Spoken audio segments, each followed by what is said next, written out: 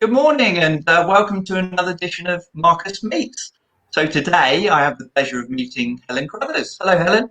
Hi, Marcus. Hi, Helen. So Helen is the clinical lead for our therapeutic service. So I've interviewed many people on this Marcus Meets and we've looked at their motivations and their roles within the organisation. But I think today's going to be really interesting because we're going to really focus in on types of fostering, Helen, aren't we? And around the therapeutic model that we provide. So I know there's lots of local councils out there that love placing young people therapeutically through the agency. So what I will say, any prospective carers, listen today, have a listen to what Helen has to say and the model that you promote, Helen. So welcome. How are you doing, Helen, in this pandemic then? Up and down, but surviving. Yeah. Oh, good, lovely. So Helen, I think you're my lucky number seven Marcus Meet. So welcome on board. And I think to start off, Helen, really a little bit about yourself, really, and your journey with Blue Sky. How long you've been with the organisation, and what were you doing before you were working with Blue Sky? So I've been with Blue Sky 6 years now. First as a sessional worker, and then got a job. Before that, I was with another fostering agency, but in Scotland, and that's very different in lots of ways. Different laws around fostering. And before that, I was a full-time parent for 8 years. So when I got back into work, I was straight into fostering and found my niche. That's where I really like to work. So what was your first role within Blue Sky, did you say, as a so it was similar to now. So I was clinical practitioner. So the role of the clinical practitioner, usually a therapist, but sometimes people have got other relevant experience. So you work weekly with the foster carers who've got therapeutic placements, sometimes one-to-one, sometimes in groups.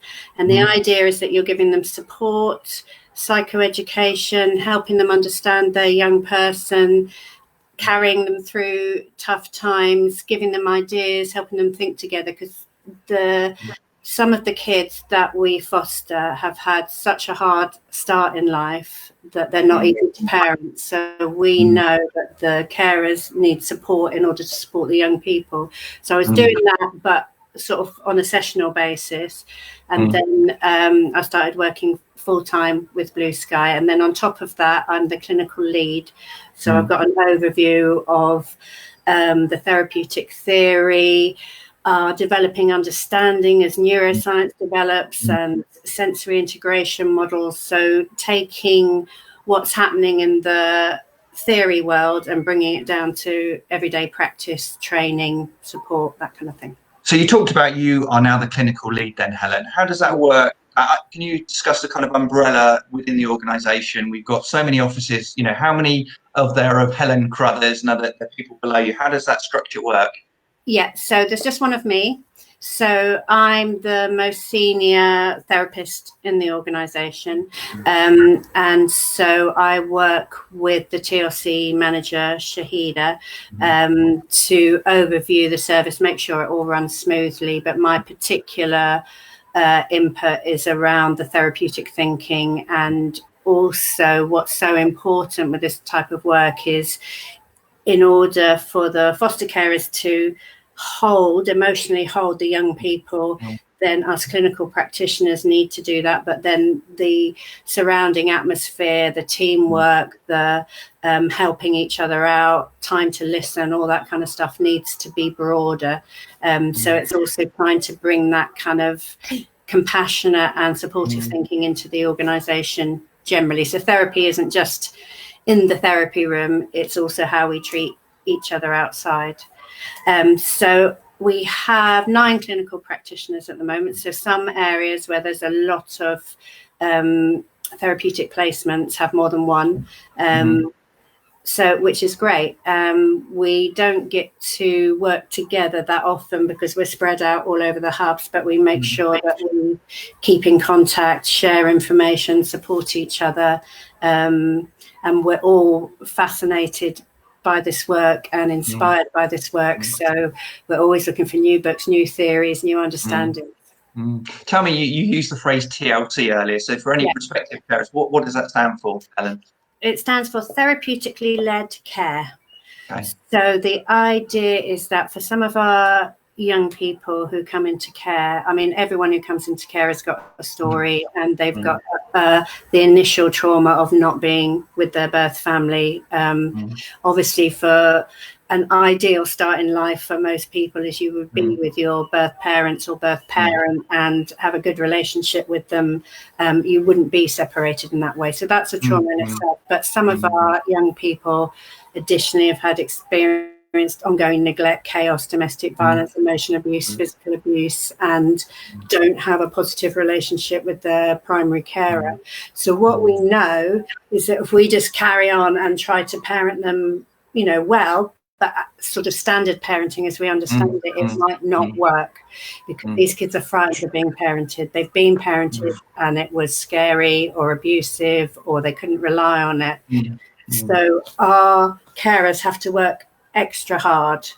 They might have been parents before, but they haven't parented somebody who is so resistant to being parented or so frightened, or so you've got a lot of groundwork to do, a lot of putting time, thought and energy into helping them feel safe. That's the key message, that these kids don't feel emotionally safe because they haven't grown up in that environment. So we work really hard to help them feel emotionally secure, a bit like a little baby or a toddler. And from there, once they feel I can trust you, I'm in relationship with you, then things start to develop and they can learn the skills that they need. I've forgotten the question you asked. No, you've answered it very well, Helen. And I was really going to ask, you joined the agency 6 years ago. How has that model, the therapeutic model, evolved then from your early days of doing it, in terms of volume of young people on that programme? How has it evolved? How's it changed, Helen, for the better? A lot more clinical practitioners. I think we started with 1, and like I say, we've now got 9. So that's lovely for me, having a group of colleagues in the same position. I don't know the figures, but I do know that we've got plus 12 TLC, which is usually for older children, and is possibly for teenagers who've gone kind of a bit off the rails, who've got trouble with sort of drugs and behaviour. And we've got under 12 TLC, which is usually for younger children, which is more around the kind of attachment and the emotional connection, like I was talking about. What has happened is that those two have come much closer together. So we're kind of got the best of both worlds in a way. And what we've got is one program that's very flexible. So we know that all those relational basics are crucial, whether it's a 17-year-old who runs away all the time or a 4-year-old who is terrified of adults. So that the relational basics, these kids have been hurt by not having good relationships. So that's what heals them. And that's across the board. But then we've also got these additional tools for teenagers to help them incentivize and motivate them and help keep them safe, so that they can start developing their independent skills. So that's the biggest change that I've seen, that we've come from 2 almost separate ways of thinking and kind of looked at meshing them a little bit more. So the huge amount of overlap, and then we're able to tailor individually for what this particular child needs and what the local authority are hoping that our placement will provide for the young person. I think that's really interesting, because I will speak often to prospective carers, and when I look at the younger model for those under 12s, we very much focus in on that PACE theory, the playfulness, acceptance and curiosity and empathy model. Are you now saying then, Helen, that is more broadly, you will use that theory on your teenagers as well, so it's not as structured as it's all? For me, it's a bit like something like assertiveness. It's a concept, it's useful. I think that's the basis of all good relating, of colleagues, of when you're managing staff, when you're in a support group meeting with other carers. Playful means you're light and wanting to connect. Accepting means you're not trying to change the other person. You're curious. That's absolutely, crucial with our therapeutic carers. If you need to be interested in this child rather than just, oh no, he's done that, which is obviously frustrating. Your next thought needs to be, I wonder what's going on for him. What happened before then? could it be around that? How can I help? What can I do differently? How do I talk to him? So that interest in other people, so that curiosity is crucial, and then empathy is just number one. That's how we connect with other people, give them a sense that we care and that we want to help. So for me, PACE is a great model of being with other people, and it's especially helpful for these kids because it's often the opposite of what they've had up to now. And so PACE was developed from watching how healthy parents are with their little people, and so extrapolating, that's what works, that's what works. Then what we know is our little people haven't had enough of it. So that's why, although loads of us do it naturally, we extra skill our carers up so that they can really meet those needs, call them developmental needs, which are things that you've missed out on as you're growing up. So a lot of paceful relating is a great thing for anybody, I think. So a lot of carers, Helen, or prospective carers say, you know, how long's a placement? I often say, how long's a piece of string? With your therapeutic model, is there a finite amount of time you work with these children under that theory, or is it's not one size fits all? As a child been on a therapeutic service for the last 5 years, you know, how does that work? That's really interesting. That's definitely evolved. I've been working for Blue Sky, and it is much now very tailored to the individual child. So sometimes, especially with the older ones, there's a very specific goal. Like, can we work with this young person and keep them safe? Can we work with their birth parents? Can we get them back together? So that would be the goal of the placement. An awful lot of our children are in long-term care, and they won't be going back to their parents. And so often they're long-term placements, but it doesn't mean that they will be TLC placements. So we review them every 6 months. We see, how is the child doing? What's really important is that we don't go, oh, they're doing great, right, let's stop all the additional support, because sometimes they're doing well because of the additional support. But it's one of those jobs where in some ways you really want to be redundant. Like, if you get to a place and you think, wow, they don't need this additional, I mean, one of the kind of, although the word normal has lots of connotations, that's one of the highest hopes for our kids. You know, just that they leave your service, then, Helen. You want to wave goodbye to them and wish them all the best. Yeah, absolutely. And one of the because a lot of our kids are so reactive and they're in fight and flight mode, and you know, they're just terrified of adults being in charge because adults have hurt them before. Often just a normal, you know, telling them off, or can you pick that up, can be either absolutely terrifying or can get really angry, or run away and be frightened. And the day when you can just tell someone off normally, or just kind of make a funny remark, and it's not the end of the world. So that's what, you know, that kind of everyday normal grumpy child, that's what we're aiming for. I mean, you often, I'm sure, get feedback from the local council about how effective the programme is. Do you ever get young people speaking to your staff or yourself, Helen, and say, that really benefited me and I really enjoyed that? You know, I wish I was back on that programme. That was great. That changed me. Do you get that feedback? I haven't spoken to older, like when they're adults. Partly, I guess, because I've been here 6 years, so I haven't seen that whole journey. Is it?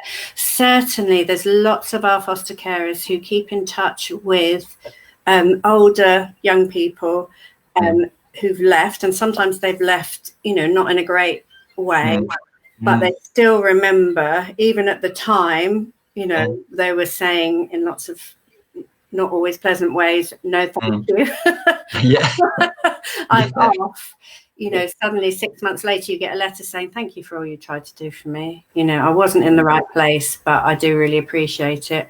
I'm thinking about a particular set of carers. I think they've got 3 young women who've all moved on that they keep in regular touch with, like extended family, when it's their birthday, when they're going for an interview at a college, you know, that's who they call on. So these relationships can really extend. So no, I haven't had a specific conversation with a young person about saying, how was that for you? But I know that as an organisation, there's a lot of participation from Blue Sky, talking to the young people. How is it for you? What do you need differently? Is there anything we can do better. Am I right in thinking the older model for the teenagers, they have to agree that program before we accept them into placement?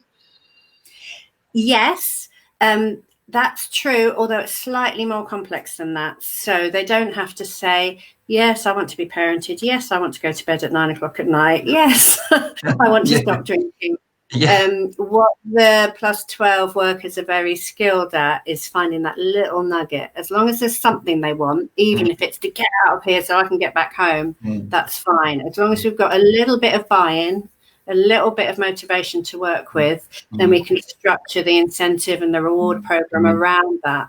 So if they were completely like compliant and easygoing, they wouldn't need it.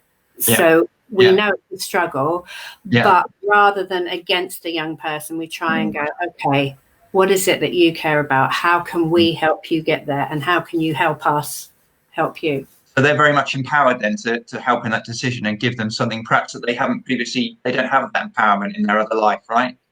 Absolutely.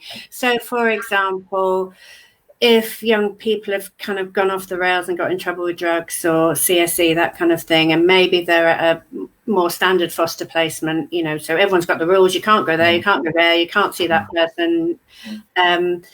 That is what is needed to keep that young person safe.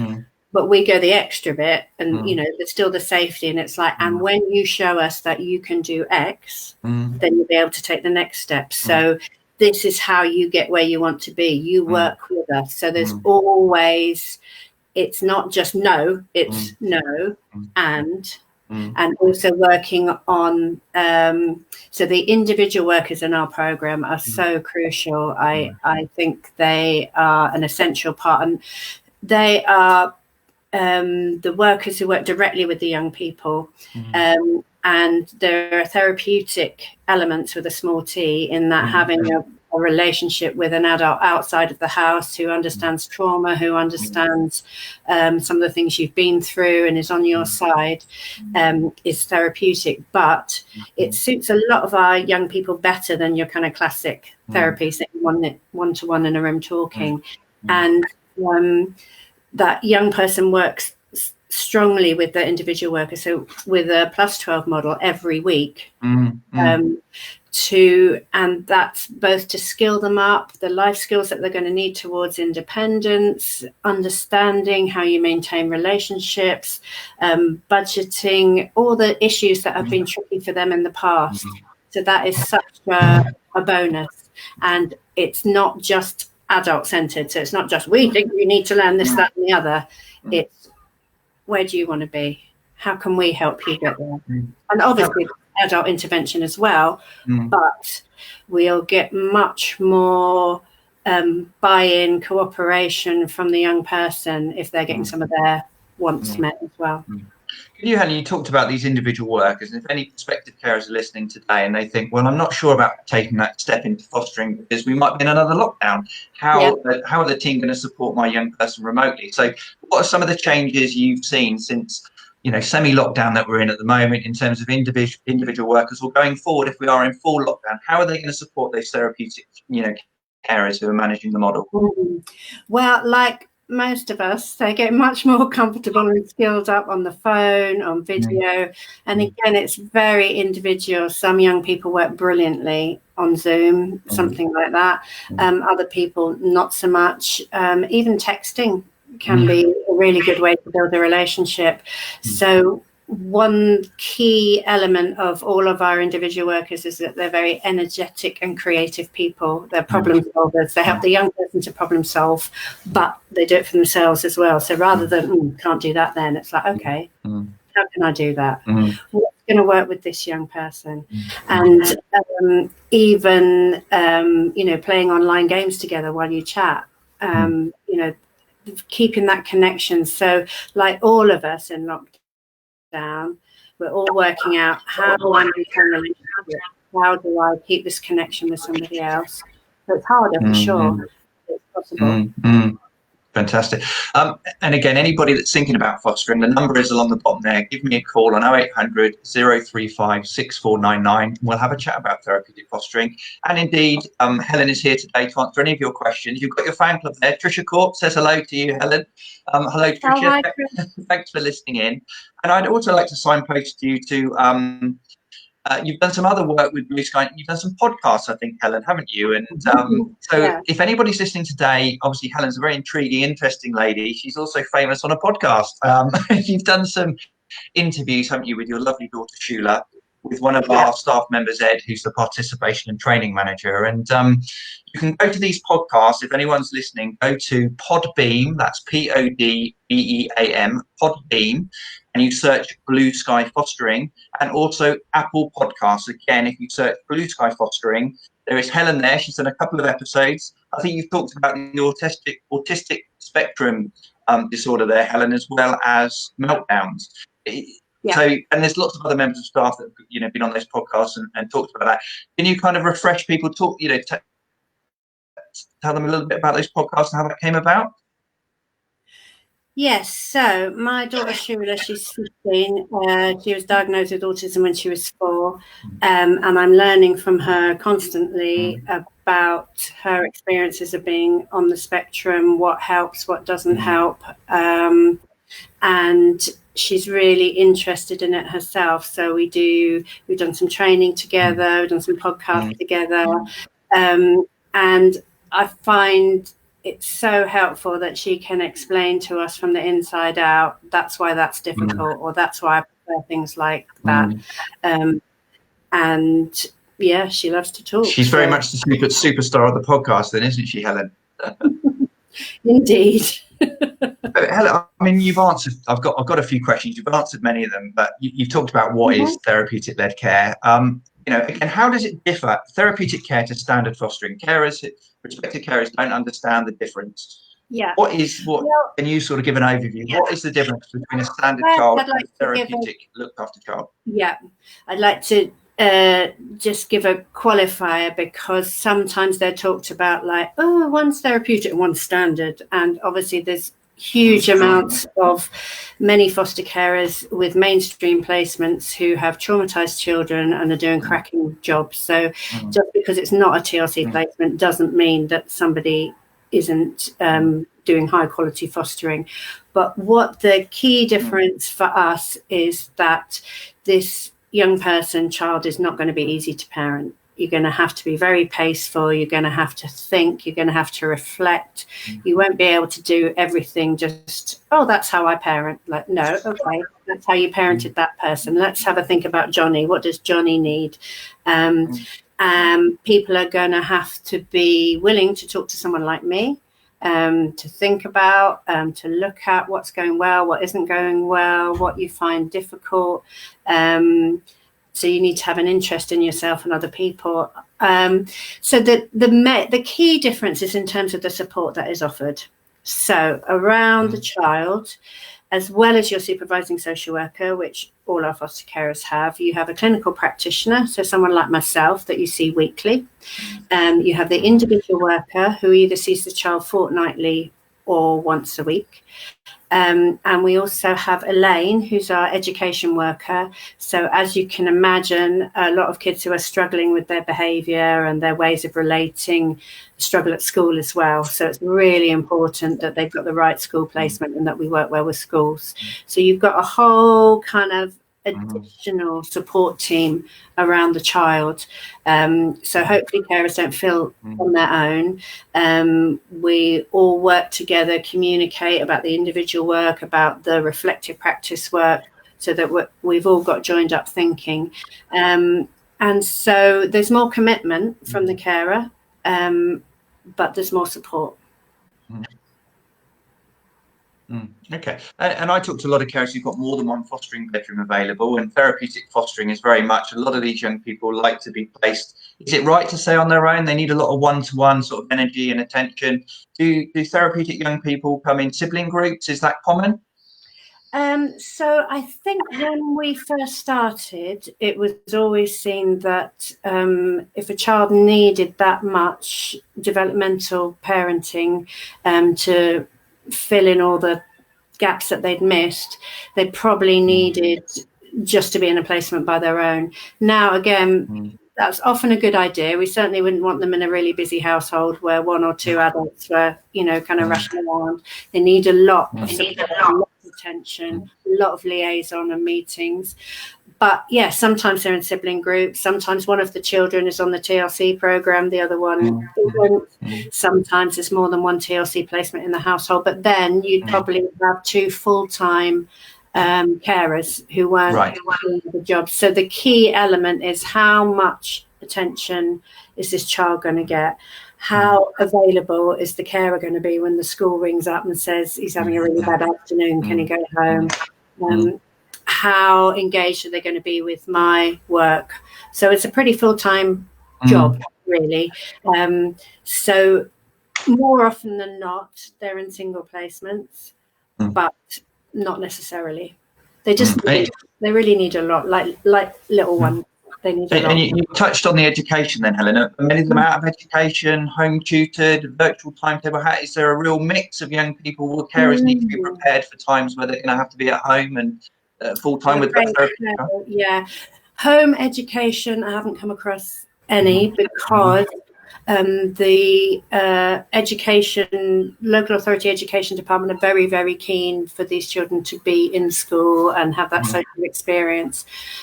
Some have home tutoring, but that's maybe 2 hours a week or something like that. So the key option is for them to be in school. However, given that they've just moved placement, given that their needs are high and complex, sometimes it can be quite a long period of time when somebody's out of school. And I think that is huge because these children are fab and lovely and really deserve good support to help them achieve their potential, which is what we do really well. But they're not always easy to be around. They're traumatized, they can be angry, they can be fearful. And to parent them 24 hours a day can be really tough. So I think at those times people really need a lot of extra support. And one of our key pushes with our education department is to make sure that they get in somewhere, an education provision that really meets their needs, because a lot of places don't understand and just expect them to behave the same way as their peers, and actually they're struggling a lot more than that, and they need a lot more support than that. But when the education placement goes well, it's really supportive of the placement and vice versa. So anybody listening today that wants to be a therapeutic foster carer, what sort of attributes are you looking for, Helen? You've covered a lot of it, but what are you looking for me to talk to these foster carers? They get approved, they come onto your team. What do you like to see in these carers? Well, the pace is key, like I say, and it's not lots of people are just like that naturally. I think open to learning is crucial. It isn't do it as I've always done kind of role. It's that's interesting. Why is he doing that? Tell me more about that. People who notice things and care about things and are passionate and are going to be an advocate for this child, and also people who can be honest and say, I'm really struggling this week, it's really, really hard. You don't have to be a sweetness and light. I'm always patient, kind, and somebody real, somebody upfront, somebody who's willing to work with us, somebody who's got a passion to help a young person have a better life and is willing to share their struggles and their triumphs with us and work as a team. Couldn't have put it better myself, Helen. Is there any publications, any books out there that somebody might benefit from reading if they want to go down that therapeutic route with our agency? Yes. So Sarah Naish, that's Naish. She has been a foster carer, an adoptive parent, and now runs training courses and support for this type of therapeutic parenting. She's written any number of books, from her kind of life story, about her and her own children, and also there's a book called The A to Z of Therapeutic Parenting, where you can, of an evening when you're really stressed, you can look up who and go, right, it might be happening because of that. This is what I can do about it. She's great. Dan Hughes is probably the big cheese in the field. So anything written by him, especially, oh my goodness, I can't remember the name of it now, but it's green. And Kim Golding is brilliant. She's like our English equivalent of Dan Hughes. She writes a lot of training courses and a lot of books. And there's a lot of books out there written by foster carers who've been through the process, talking about the highs, the lows, what they learned. And it's interesting, we do evaluations, so we're as well as seeing how the young person is doing through sort of stories and thinking about how they're progressing, we also have charts about, is their behavior improving, is their well-being improving, to kind of indicate to the local authority how the child is progressing. And one of the questions in that is, how rewarding do you find this child? And I love that question, because if not much, then we know that we need to put some more support and thinking in there. But so often you can get a long list of, is he sleeping? No. Is he wakeful? No. Is he strong? And then you get to the rewarding, and it's like, there's little changes that you see every day. And because of the first time he says, thank you for my tea. Like, that's huge. That's huge. He said thank you. And you haven't had anything published yourself then, Helen? No. Oh, okay. Soon to be, I'm sure, with all your wealth of experience. I like to ask this question to all of the people that do Marcus Meets, Helen, and I don't know where you begin with a role like yours, but your proudest moment, there's probably many, but do you have proudest moments, several proudest moments within, the service that you provide for young people? Yeah, I mean, one of the things I love, I've worked in all different fields. I started working with the type of birth families that we're talking about, who are struggling from sort of intergenerational abuse, and it felt difficult to make a change there. And then I started working with the kids, and that was great, but that they're going home to parents who aren't kind of supporting them the way they need to be. So this role, I call it my fairy tale ending role. Obviously, there's loads of kids who we struggle with or things go wrong, but there's so many kids where it's literally a kind of, happy ending. And sometimes that's in really small ways. So, for example, there's a traumatized child is really struggling, and her care is doing so well, and there's often discussions, and it's like, I'm sorry, but that they're just kind of saying that to like, shut up please. And then the other day, the next day she came downstairs and said really sincerely, I am really sorry for what I said yesterday. Breakthrough. That's a breakthrough. The breakthrough, which I enjoy in my own parenting. It's when they can't swim and they learn to swim, or kind of really struggling with maths and they get it. So it's there are massive things as well. Or I've written down so many. I'll give you one more example. Please do. There's a little girl who's totally struggling at a mainstream school. They didn't really get her. She's so traumatized, really in fight-flight mode the whole time, often excluded, and with great, really supportive, really in there carers who just wouldn't give up on her. She's just started a more therapeutic, supportive school. And so the teacher from the forest school came into their class and said, I'm from the year above, but we've got one extra place today. So I'd like you all to vote on who you think deserves to go on this. Who's been behaving really well this week? And all the kids voted for her. So she went from like, I'm this bad kid, I get everything wrong, to having this fantastic, she was so proud of herself, and we were all really proud of her, and she did really well on the day as well. So it's the big things, but it's a little one more. Can I do one more? You carry on. I can spend another hour with you if you'd like.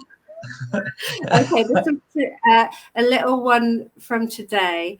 Has a real issue with anger and aggression has often hurt the dog when he's been left alone too. And it's things like that that we learn. We can't just say don't. They're not able to. So we need to prevent things like that happening, like you would with a little toddler, until they're able to manage. And today he was able to manage. So he was very angry with the dog, and he was standing there with his hand up like this. And the carer said, "So what are you doing?" He said, "Really want to hit him, but I'm not going to." Oh, yeah. I mean, that is life-changing, isn't it? That is what keeps you out of jail. That's what means when your boss tells you off, you can go rather than yes. So yeah. Oh, I love it. I could talk for hours now. Well, I can see, genuinely see how passionate you are about your job, Helen. And again, I always say, anybody, watching today, if you want to be, be a foster care and talk to me, give that number a call along the bottom of the screen that's running along. And eventually you'll get passed over to the lovely Helen and her team and work passionately with the young people therapeutically. So give that number a call, 0800 035 6499. Pick up that phone, make that call. And Therapeutic Fostering, if you feel it's for you, you feel you have that style of fostering and want to explore it more, we'd love to consider them, wouldn't we, Helen? Definitely. Is there anything else you'd like to add to this Marcus Meets today? There's lots of training available as well. So we don't just expect you to know everything. And so, again, that suits somebody who's really interested in people and how we tick. Yeah. So for somebody with no experience, they're going to get all that support and all that training. They're going to be a very different beast from when they make that phone call to when they come over and come to you then, Helen. Absolutely. When you start working with them and the benefits that brings our young people. So, Helen, I know what a busy lady you are. You've probably got another clinical session to go to right now. So thank you so much for your time. If anybody, give us a call. We want these foster carers to be providing therapeutic fostering for our young people. So thank you so much for today, Helen. I really appreciated it. Thank you. You're really welcome, All Marcus. right. Speak to you soon. Bye-bye. Bye-bye, everyone. Thanks for listening. Bye.